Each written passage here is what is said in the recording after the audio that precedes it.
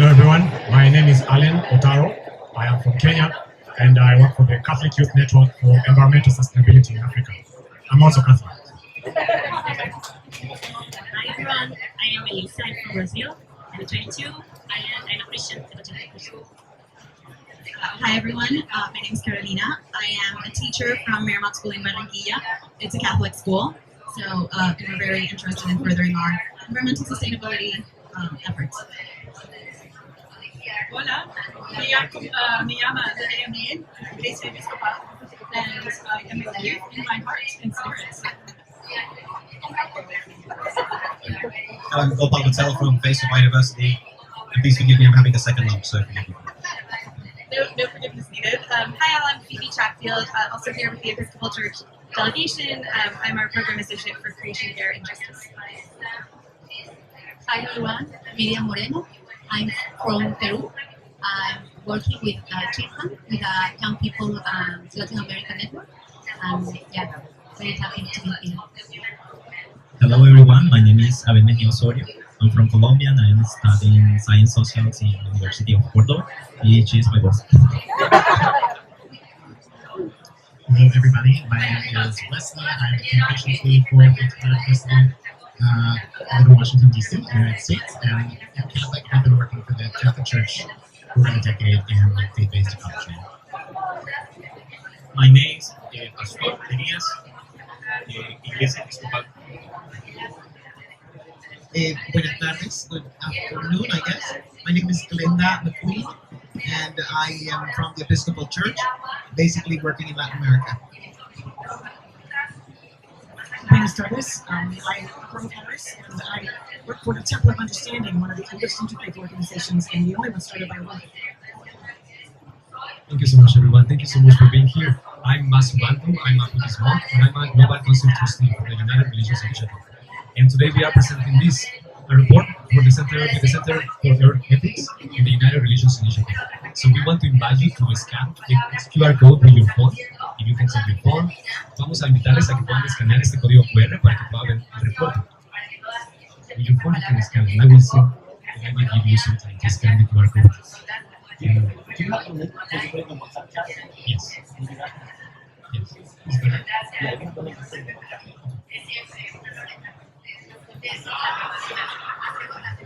Thank you so much. In this moment that we are waiting, take a moment to breathe, to start a conversation.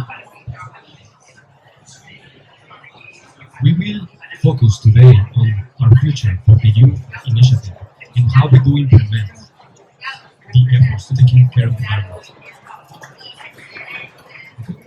Thank you so much, everyone. So today we're having this conversation with young people from very diverse expressions and religions.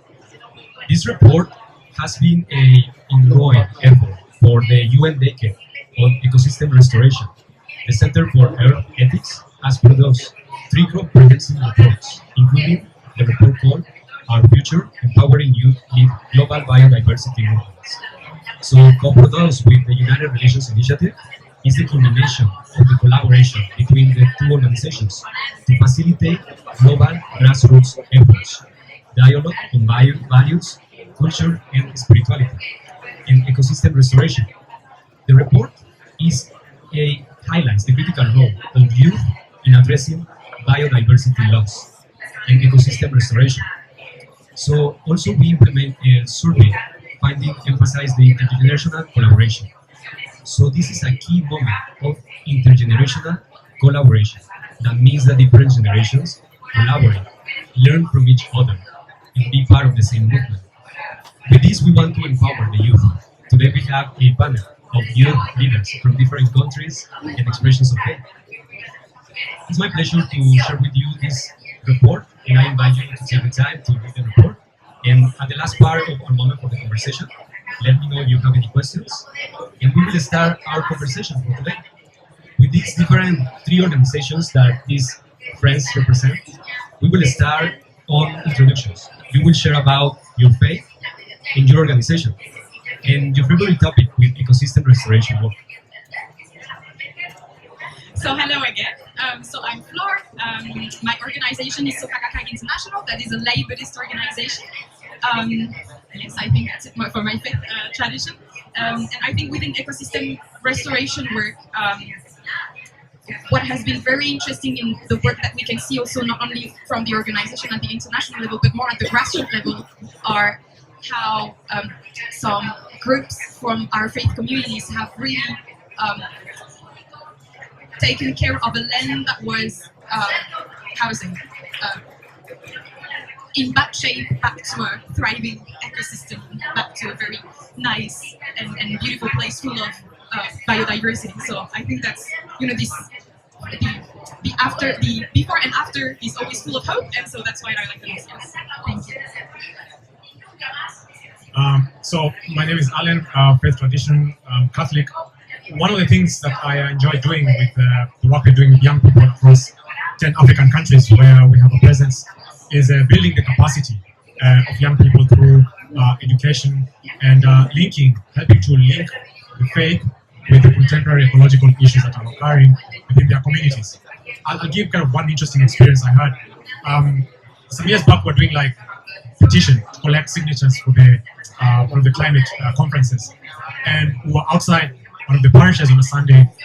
So as people came out from the church at mass, they would come out and they would come to the desk and sign up as part of that petition. And people were generally skeptical because they didn't understand what it is they were signing on. So people would come and hang around and look to see who's stepping up forward first to sign, or some would ask questions, and then they would take a moment to kind of think about whether they would sign or not. And then there's this person who just walked straight up, asked for the sign-up sheet, and just signed. And I wondered, why did he have kind of a different approach? And so I was curious, and I asked him, and he said, well, I'm a member of the Kenya Climate Change Working Group. So I know all about what's happening with the UNFCCC and so on. And I found that interesting, that this is someone who has the capacity, has some technical expertise, but is a member of our faith community who we probably have not tapped into kind of his expertise and his knowledge. But on his part, he probably does the climate work as a day job, but it does not have any connection for him with him being part of the faith community where he is. So we are kind of in that space trying to bridge and narrow this gap, and enjoy doing that very much in terms of the restoration work. Hi everyone again.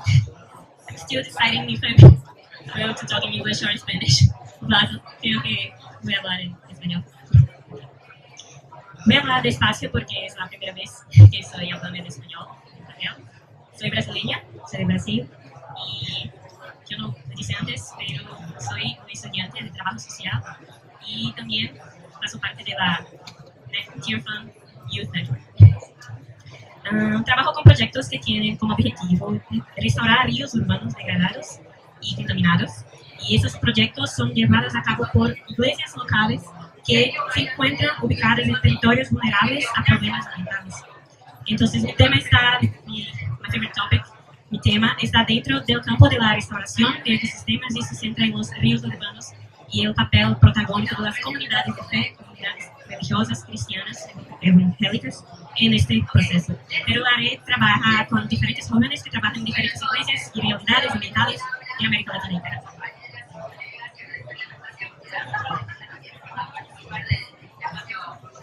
Thank you so much, friends, for sharing your work and the organizations that you are representing.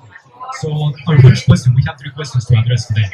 So our first question is, how does values, culture, and spirituality inspire and support youth in biodiversity and intersecting issues of climate change, biodiversity, ecosystem restoration, and regenerative futures? So we have 3 minutes for each of you. So this is going to be a bit spiritual. So in the community that we have some principles that have supported a lot the work of the youth and have supported a lot the faith of the youth in coming to the realizing that them and their environment is not something that is separated, that it's just one whole. And so we have a very, very old principle in Buddhism that is called dependent origination, that we can also call the web of interconnectedness, that just explains that things are actually mutually related and mutually dependent on each other, and that everything forms a harmonious whole. And this is a way, in a sense, this is the first step for young people when they come together to actually understand that they are part of biodiversity and not apart from it. And we have a very, very famous quote from Nichiren Daishonin, that is a Buddhist monk from the 13th century, that talk about the land and the minds, and that says that if the minds of the people is impure, the land is impure, and if the minds of the people is pure, then the land is pure.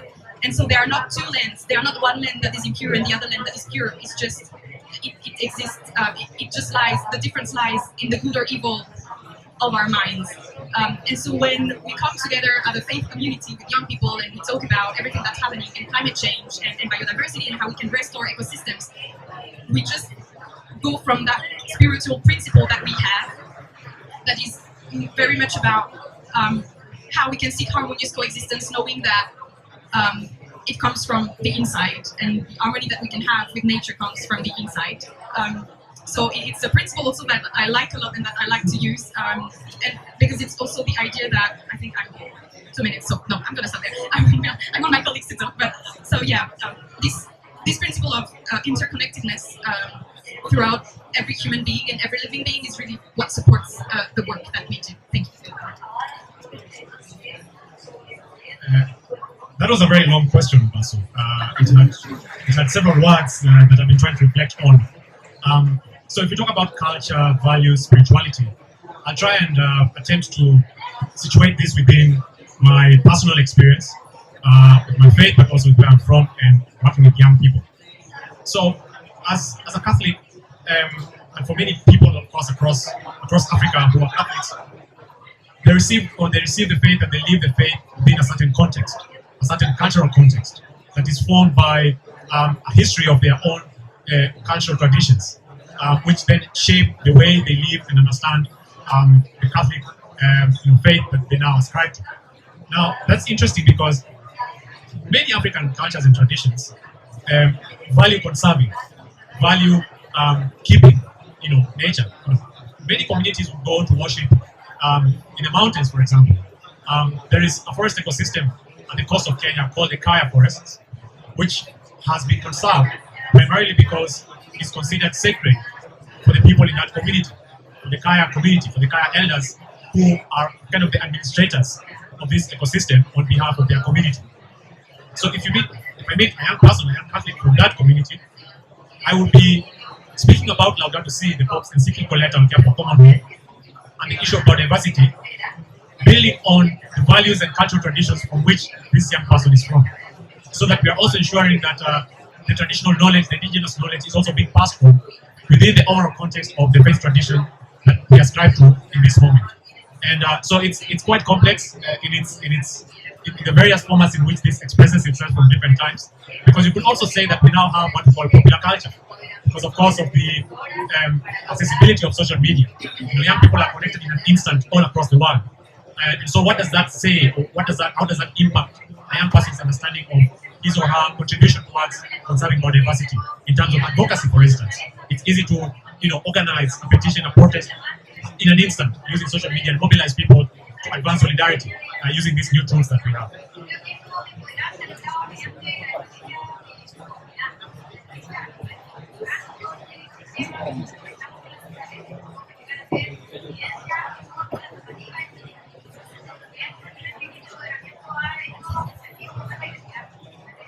Nosotros pensamos como red en una fe y una espiritualidad cristiana que busca una relación armoniosa con la vida. So we have the base in a connection with the nature of our indigenous. Porque estamos insertos en un modelo de sociedad que busca suprimir la diversidad, que propone una ideología dominante basada en valores nocivos, con una cultura de muerte. Muerte de grupos marginados, muerte de la biodiversidad, muerte de ecosistemas, muerte de nuestros cuerpos.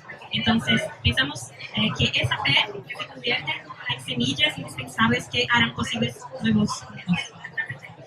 Because we are in a model of society that is looking to suppress the diversity, that propone an ideology that is based on values that are harmful to society, that is a culture that hurt the environment and the biodiversity. So for this reason, we are part of a network of faith and spirituality that and is looking for harmony with the nature.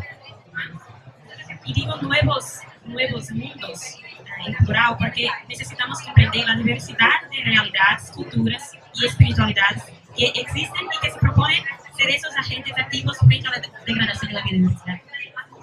So for this reason, we are part of this new movement that is plural, that understands the diversity of the reality, cultures, and spiritualities are important to exist together, that propose this to connect the biodiversity. Y además, pensar en nuevos mundos es deshacerse de la idea de que solo hay una posibilidad de existencia, una sola posibilidad de vivir, solo una posibilidad de reproducirse en este mundo. Esta es una idea que propone este sistema de muerte y así como las explotaciones de monocultivos reducen la biodiversidad, el sistema implementa monocultivos de la mente, como bien advirtió Bandhu Machina. So thinking about new visions, new world, we want the idea to deconstruction of this, to see the possibility of the existence of a new way to live, to continue our life as a world. This idea of that we are living currently, the system is harmful for the biodiversity. So we want to implement a new way to do it.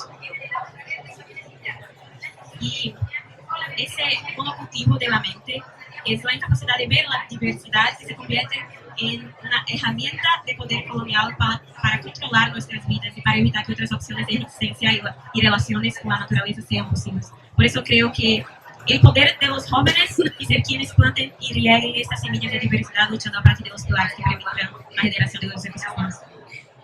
So the system sometimes create a specific way to thinking. So this way to thinking sometimes suppress the nature.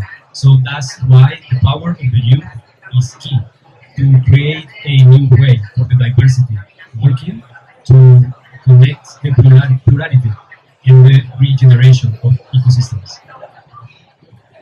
Thank you so much for sharing your wonderful insights on how the youth, our identity as a youth, is important in these efforts for restoration of the ecosystems. The second question is about how are you engaging members of your community in ecosystem restoration efforts? So with this question, what we mean is to want to know the specific strategies that you are using to educate young people and how to develop new educational approaches to ensure that future generations are equipped to protect their ecosystem and to have a better relationship with biodiversity. Thank you. I think when we talk about strategies, we also need to think about the challenges. And so with the youth, the challenges that we face is the feeling of powerlessness. We have a huge amount of youth that just don't know what to do and that are extremely depressed by the state of the world, actually. And so they come to meetings and we meet and they're like, is there even any hope? And so we go from there.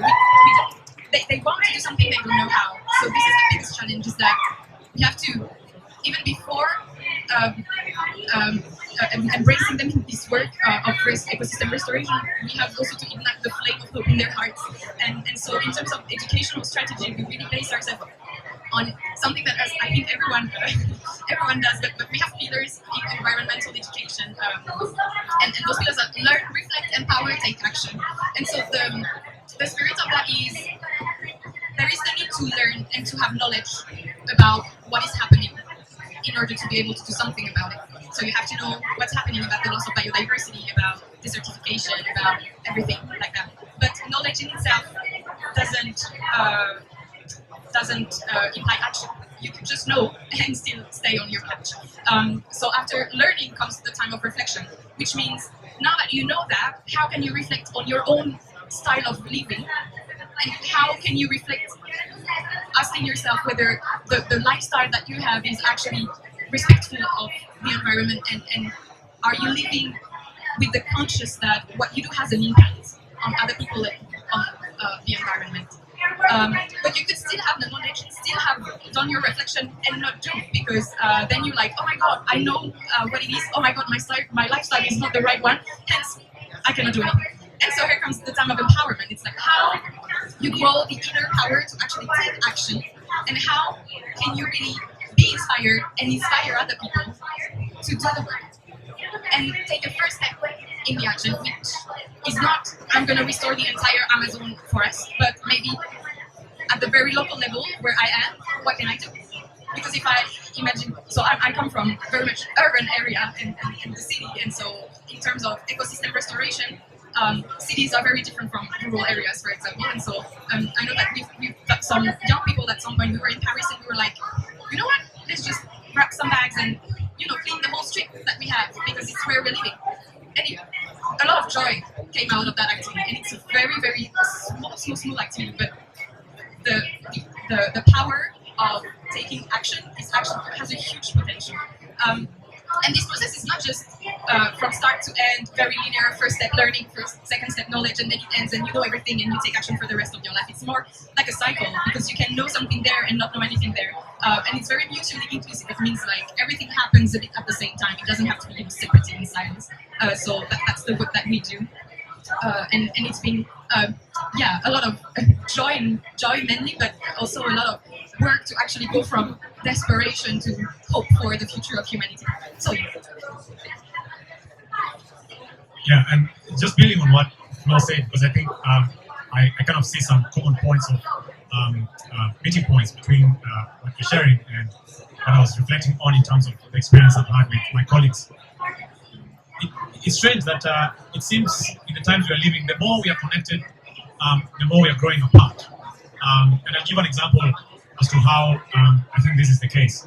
So in the last 2 years, we've been doing a program, well, maybe not a program, but every year we host what we call the Dálethe Youth Assembly.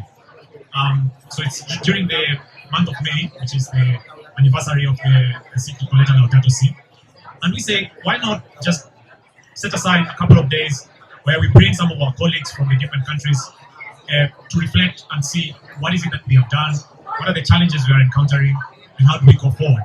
And then we try and bring some young people who you might call champions, whether in land restoration or in climate action, to come and share their personal journey of how they came to be where they are. And the young people came away extremely inspired and saying, I heard what this person said, and I've already taken a decision about the one thing I'm going to be doing when I go back home.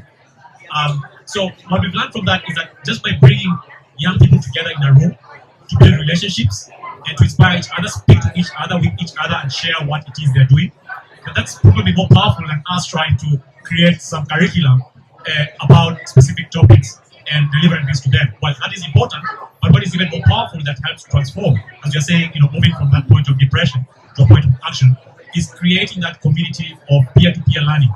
And I found that to be really, really powerful in advancing restoration initiatives at small scale, but also looking towards growing in scale to much bigger impacts.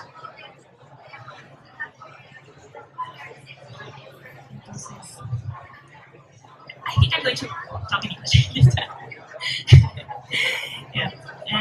When we think about involving communities, the Tearfund networks and youth network works in different realities and different challenges. But I'm going here to talk, for example, my reality in Brazil, that we work specifically with urban rivers that are struggling with the degradation. And the first step in my work in Brazil on the topic of urban river restoration is listening. We sit down and listen to communities that have had a relationship with that river for years, that have their own community governance practices, and that often have incredible social restoration technologies. And after listening, we build together a perception of affection with the river, because urban rivers are often so degraded that communities cannot build a relationship of affection with the river.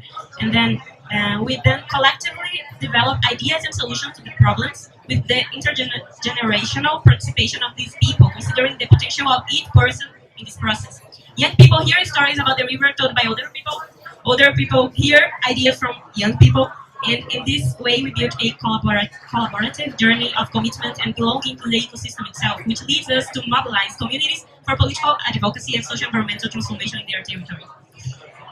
Within this process, we are also thinking about the place of spirituality and how people can increasingly see rivers as a sacred manifestation and a place of spiritual experience, because we believe that God created all of this and certified everything He created. And when I read the Center for report, Roots of Change, the principles that talk about finding ways to be more inclusive and honoring the sacred perspective are the ones that most guide our ways of participating in the projects, especially youth projects. It means opening spaces for the participation of those people who have historically been left out of politics and the construction of solutions, including human, black, indigenous people and traditional communities, who are the people who make up the communities we work with it in Brazil, for the most part. So I believe that only in this way can we think of regenerative futures, with the leading role of the people who suffer the most from the consequences of environmental degradation. Thank you. Wonderful. Wonderful to learn from your specific experiences and recommendations that you give to provide more approach to the young people. So for the last question, I want to invite you to look around you, look at who is here in the conversation, and to see that we are people from different generations, different identities, different ideas, in different lives. So the three questions is about, in most cases, youth have not been included in the decision-making processes for which groups receive funding. What in your experience and in your culture might support younger people being given a voice in the sharing and distribution of funds?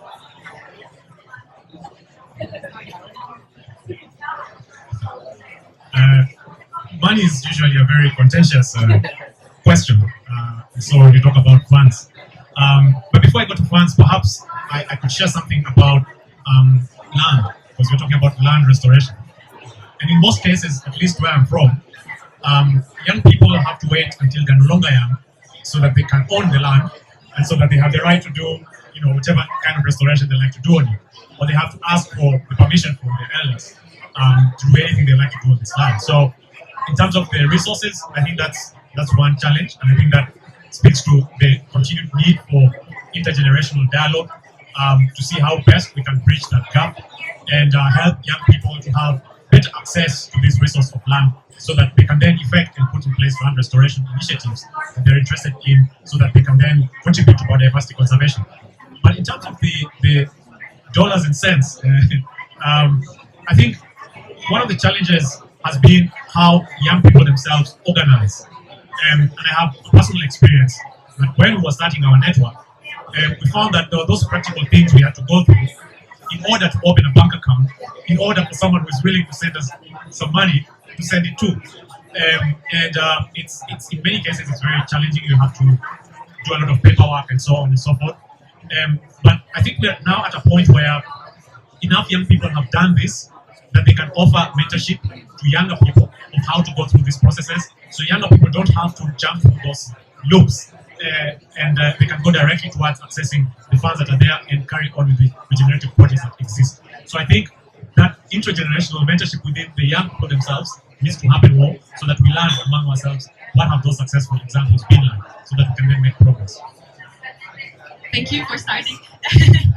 Thinking about what my colleague just said, I have a small experience on funding and young people. So I was at the university studying last year, and young people are full of creative, innovative ideas that are absolutely amazing. And so we worked on a project at the university level, and we wanted to present it at a conference because the university pushes us, and the professors push us to go and present at a conference. And so we submit the paper, we submit the abstract, we submit the project, we get selected, and we say, "Hi, university, we got selected to go there. Can you fund us?" "Oh no, congratulations! You have to find the money yourself. Good luck." And we were like, "Thank you so much." First of all, my friends from science and engineering that I love so much are fully paid to go to conferences, and us from humanities don't. And second of all, you cannot use young people as your advertisement for being such an amazing university with such an amazing group of young people, and not actually afford and not actually enable the funds for us to go. So after a bit of pushing, they could pay the flights first, but we had to pay for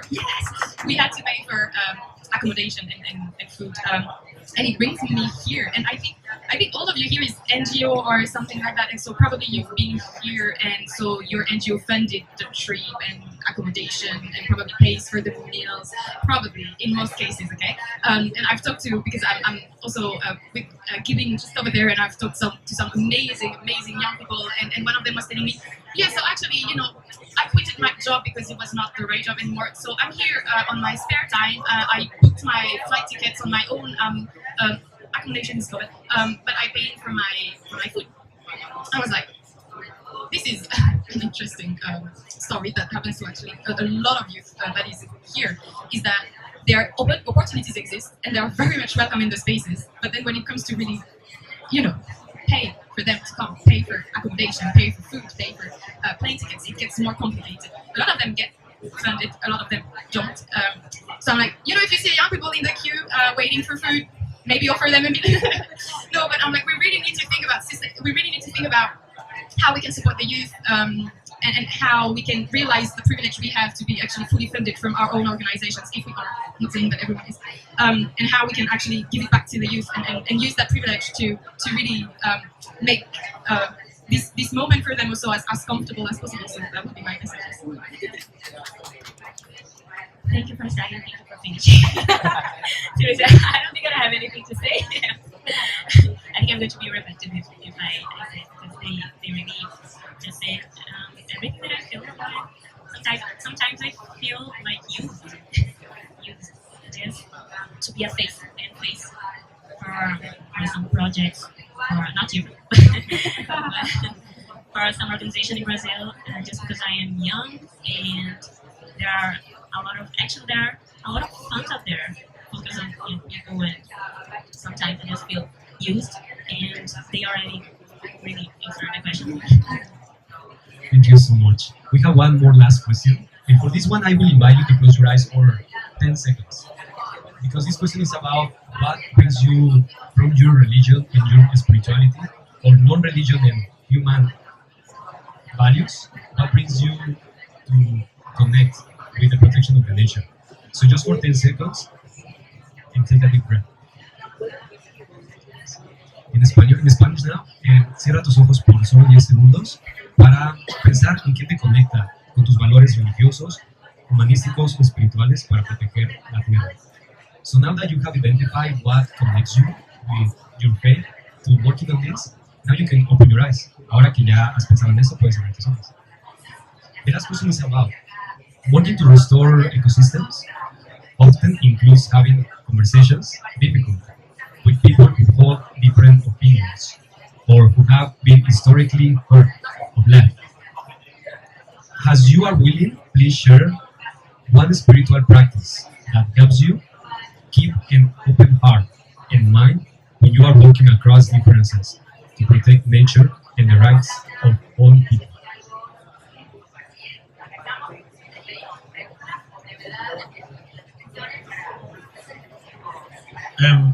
So I will share kind of one spiritual practice, but also one principle that for me holds dear, and kind of gives me the openness to, I try to have an openness towards everyone in terms of having conversations, and that's the principle of human dignity. That we are all created in God's image and likeness, and that each one of us, has something beautiful to offer. But that all of us also, like a vase, we're also open to receive from the other. And that leads me to the spiritual practice, which is a practice of being able to listen. And that's very hard, because I think, particularly for those of us who are kind of in the activist space, we're always being invited to speak. And I remember once I found myself in a meeting where I was a participant, like most others, and I did not have a speaking role. And it felt like such a refreshing experience that I was sitting there and other people were, I was consuming all this information and trying to process it and really being attentive. And I think it's a gift, because it's not always easy to do. There is also external noises, but also internal noises the whole time. And being able to truly listen means to have the gift, the grace, to quiet down those internal noises as well, so we can really pay attention to what is being said to us, what is being shared by the other, and therefore to be open to receive from the other. So I think that's what comes to mind. Thank you. I was looking for a book, but I don't have it. So it's true that we have to go through some difficult conversation at some point, and I think one spiritual practice. So in my my branch of Buddhism and my faith, we chant. So we meditate and chant every morning and every evening, and chanting really helps us open everything that there is to open in our hearts. And whenever I feel that I need to have a dialogue with a person that probably is going to be a complicated conversation, the first thing that is probably the most difficult is I am chanting, so I am meditating to see the nature of Buddha or any other words that you want to place, depending on your faith, the nature of Buddha of the person. And if there is a human in front of me, there is hope for change, because human being, I can change, the person can change. In reality, that's very complicated, obviously. So I think there is also some. It's an ongoing process, and it's an ongoing practice and exercise as to how you can remain firm in your conviction while absolutely respecting the person that you have in front of you. And it might not going to work the first time or second time. It might work better and better with time. But I think also it doesn't have to be equated with just being Marxist and not standing for what you believe in. We often believe that if we just pray for the happiness of the person, it means that we just want to be nice with everyone. And the spiritual practice that we have is really, you can have the heart burning for justice and yet decide that you will not go at war with the person in front of you, and you will use tools that are really rooted in a culture of peace and not a culture of war. But everything that we have around us today is really rooted in a culture of war. It's like the first thing we think is that mistrust. I don't trust the person at first, or probably the person wants to hurt me first. But if we use those tools to have a dialogue or a conversation, if we use the tools of a culture of war to have a conversation, it's probably end up in a war. And as Audre Lorde say, we cannot dismantle the master's house with the master's tools. So we really need to use the tools of a culture of peace, which means like self-transformation, to transform the environment, and really, really root everything in that profound conviction that we can actually make a change but it starts also with our heart, and also eradicating the bias that we can have towards the person in front of us.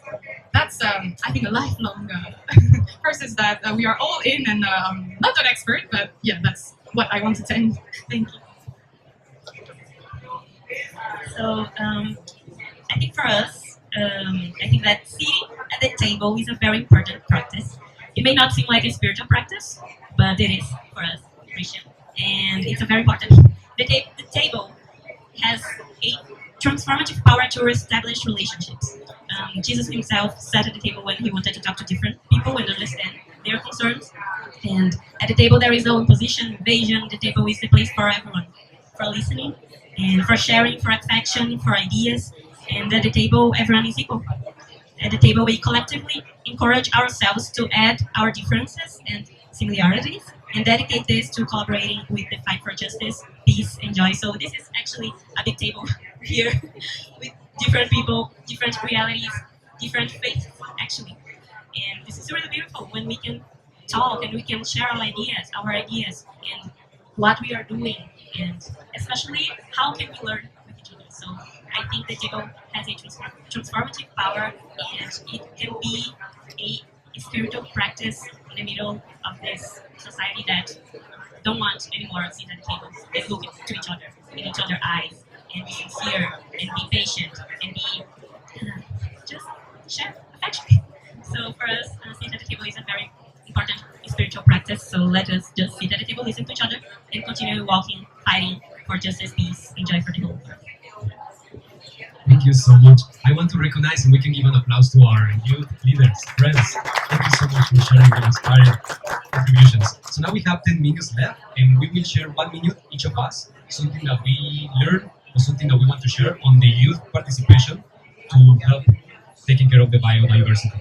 So for 1 minute, each of us. Sure. Grove Harris from the Temple of Understanding. I think that we need to engage and invite and support youth, but not into a model of, for me to feel like I'm valid at a conference, I need a hotel room to myself. I think that's a trap. I think Barbara Kingsolver is a novelist, and she did a graduation speech, and what she said to young people graduating from college is, do not lose your collective lifestyle. Do not buy into the house of your own at the end of the long driveway. stay in your roommate shared type settings to transform our world. I'm staying here at a youth hostel. My bill for 9 nights is $250 American, and 4 other of my roommates are at the COP, a couple of them at the green zone, a couple at the blue, and one of them, her organization offered to pay for her hotel room, and she said, no thank you, I don't want you to put $900 into a hotel room, because I guess the demand has brought it up. So I just think we have to be careful that our self-respect is based on our principles, not on the acquisition of some kind of privileges that don't serve our collective vision. Basically say thank you, because I think the richness that each one of you bring has really, really brought this to another level. So thank you. Muchas gracias por la participación y por enseñarnos que sí es posible que la juventud pueda hacer algo por esta biodiversidad y que verdaderamente hay que apostarle a los jóvenes. Y me lleva una gran enseñanza cuando decían no utilicen los jóvenes como marketing para poder conseguir recursos, sino apoyémoslos sin esa necesidad de utilizarlos. Muchas gracias. Yeah, thank you all for your insights. I think one of the things that is sticking with me is, Alan, what you mentioned about doing more peer-to-peer learning. I mean, I have a lot of friends that are like in their 60s and 70s that have been really great mentors to me, but then also I think having folks that are like in their 40s, like 10 years old, like Gopal being one of them, to specifically shout you out. Well, no, still youth, but elder millennial. Anyway, but I've also, like, as I have sort of get deeper into my 30s and have been, to say the word working for the church for a decade, I'm sort of thinking like, I mean, there's not a whole lot of young people in their 20s in the church, at least where I am right now, but like, are there ways that like I can kind of, you know, whatever I've learned, pass it on, and try to kind of bring those folks up in whatever way I can. So that's something that I'm thinking about and taking with me. So thank you. Gracias y felicitaciones, queridos jóvenes, por compartirnos sus experiencias en el cuidado del medio ambiente. Gracias por las ideas nuevas que aportan a las generaciones mundiales y por enriquecernos para poder nosotros después llevar estas experiencias a nuestras comunidades. Thank you, fans. Much gratitude for what you shared. I started my own kind of career in the faith and youth space, and what I see from my colleagues who have graduated into elder millennials now is something that I see in you. It's that sense of moral quality that I hope doesn't stay in the faith space. I think what is required is for that to go out, and I know all of you have incredible initiatives as well outside of the faith space, and I hope for you to also bring that back to your colleagues as well. And what does it mean to bring this heart set, this mindset, as well to all the other policy spaces, tables that are not necessarily claiming to be a faith, but require action from that person.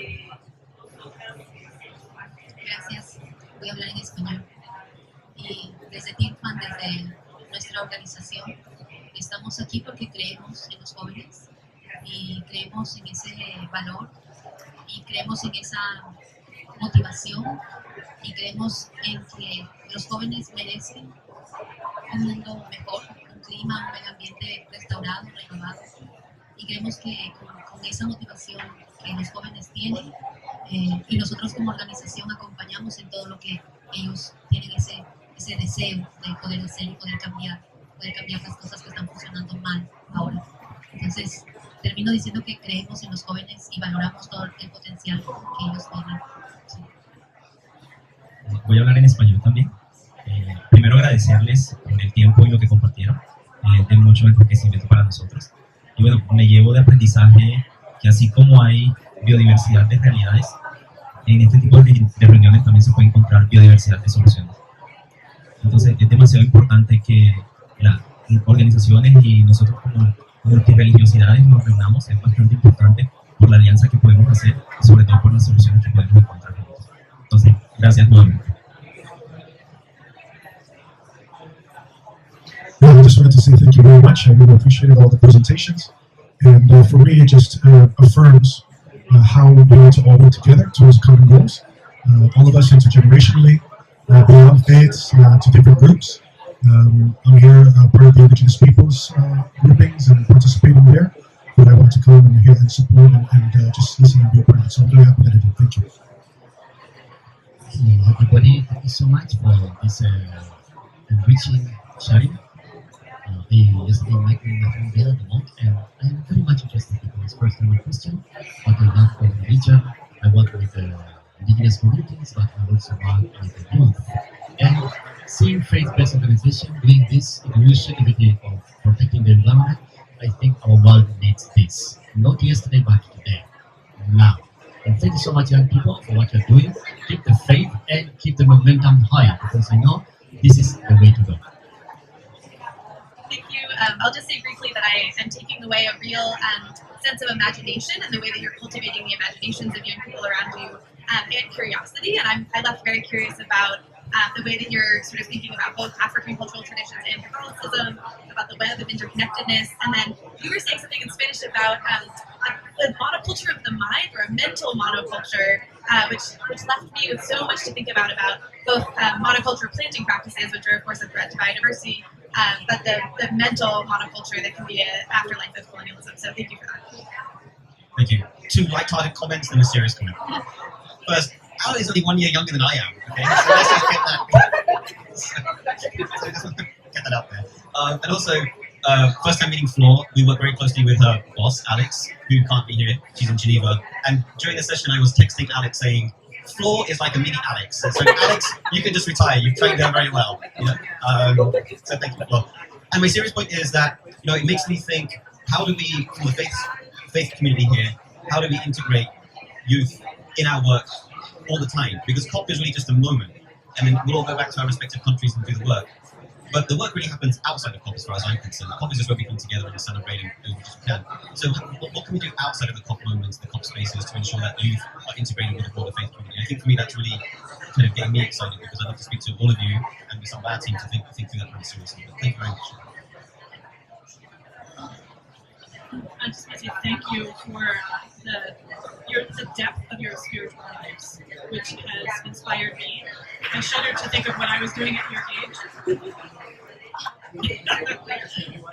It was not the same depth that you bring, and that is a gift. Your personal practice of faith are a gift to us. So we know that's not why you do it, but please know that that's one of the fruits of the faith that you have and the practices that you bring. One thing I think that I'm going to take away, there are many, many thoughts that you have shared and wonderful quotes, is the learn, reflect, empower, take action, which is a really fantastic, simple model, but simple can be so effective in terms of strategy, especially. Because with all the passion in the world and with all the evidence of what needs to happen, if we can't somehow boil it down to something that we can model to others ourselves, then it's difficult to get this work done. So thank you.